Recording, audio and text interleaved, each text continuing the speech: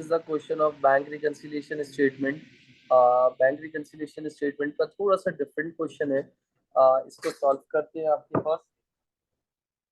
यहाँ पर देखिएगा जून 2011 पेपर 22 क्वेश्चन नंबर 1 है आपके पास।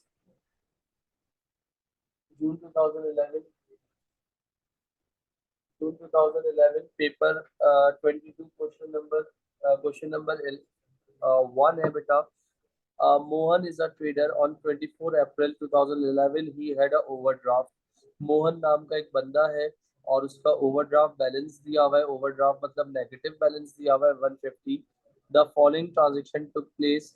आपके पास हमेशा कैश यानी कैश बुक बनी हुई होती थी। आप उससे क्या बनाते थे, बैंक रिकंसिलिएशन स्टेटमेंट बनाने थे। तो सबसे पहले आपको नॉर्मल कैश बुक बनानी है। कैश बुक बना के आपको क्या करना पड़ेगा, फिर उसकी अपडेटेड कैश बुक बनाओगे। फिर उसके बाद आप क्या बनाओगे, बीआरएस बनाओगे। तो यहाँ पर आप देखोगे बेटा सबसे इम्पोर्टेंट पार्ट ए में एग्जामिनर ने हमसे क्या चाहा था, कैश बुक बनाओ। कैश बुक कहाँ की बनानी है, बैंक कॉलम के लिए बनानी है। अच्छा, दिस इज कॉल्ड डेबिट वाला side, this is called credit वाला साइड। तो अगर मैं आपसे कहता हूँ सबसे पहले मेरे पास जो बैलेंस दिया हुआ है वो कितना दिया हुआ है आपके पास, 24 अप्रैल 2011 बैलेंस ब्रॉट डाउन। आप इधर क्यों लिख रहे हो, ओवरड्राफ्ट बैलेंस है इस वजह से लिख रहा हूँ 150। ओवरड्राफ्ट मतलब क्रेडिट बैलेंस है, क्रेडिट मतलब नेगेटिव बैलेंस है। Is it okay? फिर उसके बाद आपने सिर्फ ये देखना है कि कितना पैसा आया है और कितना पैसा आपके पास चला गया। 25 अप्रैल को 200 रुपये आपने विड्रॉ, $200 आपने विड्रॉ किए हैं। किसके लिए किए हैं बेटा, आपने पर्सनल यूज के लिए किए। तो इसका मतलब आपके पास से पैसे चले गए। और आप यहाँ क्या लिखोगी, 25 अप्रैल। पर्सनल यूज का मतलब क्या हो गया, ड्राइंग्स हो गया। और ड्राइंग्स आपके पास कितना दिया हुआ है बेटा, $200।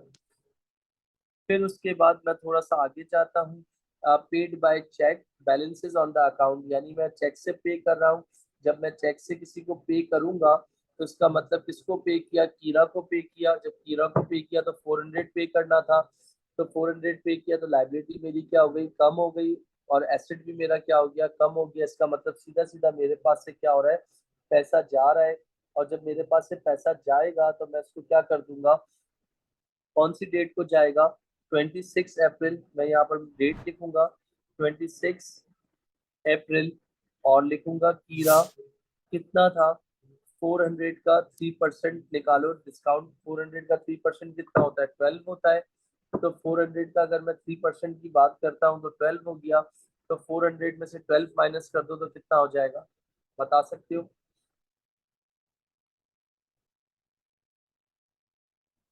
388 हो जाएगा। Yes sir. तो कीरा कितना हो गया, 388। ब्रैकेट में लिख दिया 400 माइनस 12। फिर उसके बाद अगर मैं आपसे और जाता हूँ, 26 अप्रैल को ही एक और ट्रांजेक्शन थी। वो कौन थी, सुजैन थी। सुजैन से कितने पैसे, सुजैन को कितने पैसे पे कर दिए, 750। 750 का 4% निकालिए कितना आएगा, मेरे ख्याल से 20 आएगा या 30 आएगा, चेक कर लीजिए। 750 का 4% बेटा कितना आएगा, 30। 30। तो इसका मतलब क्या होगा, 750 में से आप 30 को निकाल दीजिए तो आपके पास कितना आ जाएगा, 720। तो 720 से आपका क्या हो गया, बैंक यानी का कम हो गया बेटा।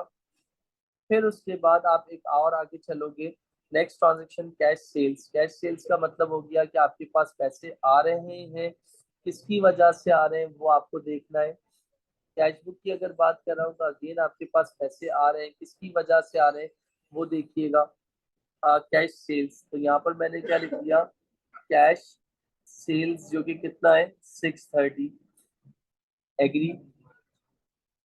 फिर उसके बाद यहाँ पर क्या लिखा था, receive a cheque from Lola. Receive a cheque from Lola, Lola से क्या हुआ था, चेक रिसीव हुआ था। जब लॉला से चेक रिसीव हुआ तो इसका मतलब पैसे आ रहे हैं 200 का 4% कितना होगा, 2000 का 4% कितना होगा। यहाँ लिखूंगा लॉला और लॉला लिख के मैं क्या कर दूंगा, 2000 4% कितना हो गया, आई थिंक 80। तो 2000 में से 80 निकाल दूंगा तो कितना हो जाएगा, 1920। फिर इसके बाद मैंने कैश चेक पे किया है, कितने से पे किया है, ये एंट्री क्या थी, 27 अप्रैल। ये एंट्री क्या थी, 28 अप्रैल। और ये एंट्री क्या थी, 30 अप्रैल। तो ये क्या हो गया आपका, वेजेस हो गया 430। तो आप चेक कीजिए, दिखने में आपको कौन सी साइड हैवी लग रही है बेटा।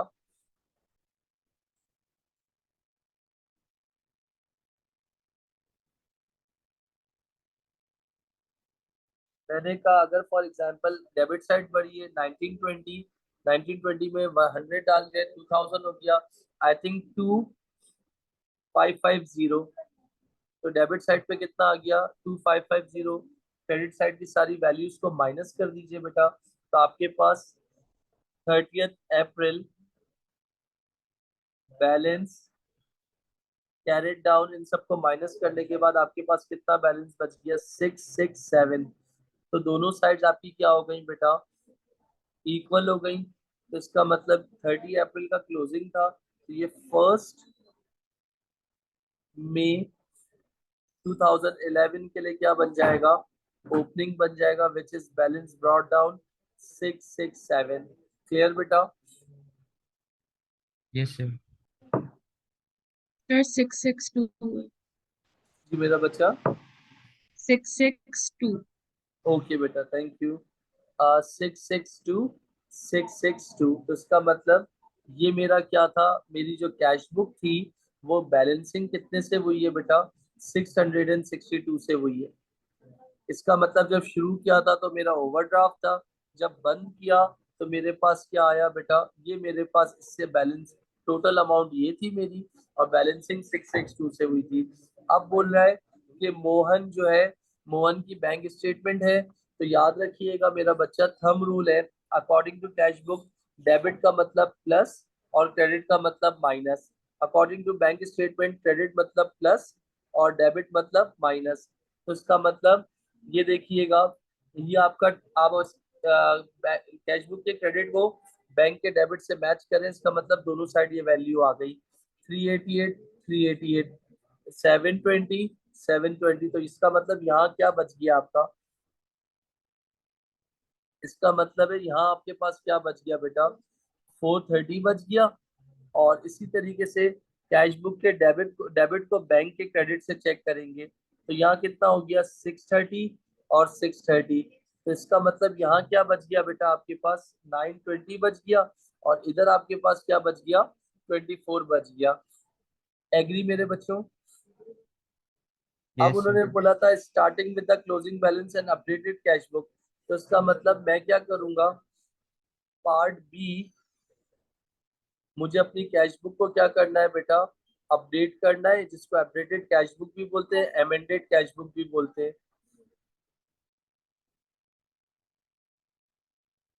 अगर अपडेटेड कैश बुक को अपडेट कर रहा हूँ, याद रखिएगा, दिस इज कॉल्ड डेबिट वाला side and this is called credit वाला साइड बेटा।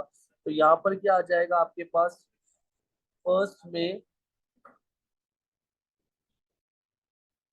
में 2011 balance brought down, balance brought down कितना दिया हुआ है आपके पास, 662 दिया हुआ है मेरा बच्चा। जब भी कैश बुक को अपडेट करते हैं तो मेरी नजरें किस पे होनी चाहिए, बैंक स्टेटमेंट पे होनी चाहिए। किस पे होनी चाहिए, बैंक स्टेटमेंट पे होनी चाहिए। तो बैंक स्टेटमेंट में जो चीज क्रेडिट हुई है वो कैश बुक में क्या हो जाएगी, डेबिट हो जाएगी। तो कितनी डेबिट हुई है, 29 तारीख है आपके पास। यहाँ पर मैंने कर दिया 1 मई, $24। और किस नाम से है, क्रेडिट ट्रांसफर से है, और कुछ भी नहीं दिया हुआ। और बैंक स्टेटमेंट में जो चीज डेबिट हो रही थी वो सारी वैल्यूज लिख दी हैं, और कुछ भी नहीं बचा। अब मैं इसकी बैलेंसिंग करने जाता हूँ मेरे बच्चों। तो यहाँ देखिएगा 662 प्लस 24, आई थिंक 686 हो जाएगा शायद। फिर इसके बाद यहाँ पर कुछ नहीं है बैलेंसिंग करने के लिए। तो 1 मई 2011 ये क्या हो जाएगा, बैलेंस कैरेट डाउन 686। तो दोनों साइड्स आपकी इक्वल हो गई बेटा, तो इसका मतलब वो क्या बन जाएगा, ओपनिंग बन जाएगा, बैलेंस ब्रॉट डाउन 686। आपने सही किया था बेटा? जी सर। आपने ओके बेटा। इसके बाद शेप आपको क्लियर बेटा? Yes sir. अच्छा, इसके बाद यहाँ देखिएगा, कैश बुक भी आपने खुद बनाई। अब आपको इसका क्या बनाना है? बैंक रिकंसिलिएशन स्टेटमेंट बनाना है। तो बैंक रिकंसिलिएशन स्टेटमेंट कैसे बनाऊंगा? बीआरएस का फॉर्मेट है। अब दो फॉर्मेट्स के थ्रू आप जा सकते हो बेटा। जब आपकी कैश बैंक रिकंसिलिएशन सिर्फ उन्होंने कहा है, कुछ भी मेंशन नहीं किया, तो यहाँ पर आपके पास देखिएगा, balance as per updated cash book. जब balance as per updated cash book की बात कर रहा हूँ, तो अपडेटेड कैश बुक का बैलेंस 686 है, जो कि पॉजिटिव है।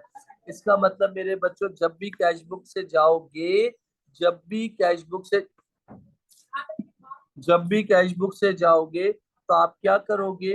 अनप्रेजेंटेड चेक को ऐड कर दोगे। उसका रीजन उसका रीजन क्या होगा, वो बहुत इंपॉर्टेंट है, ये देखिएगा। Add unpresented check.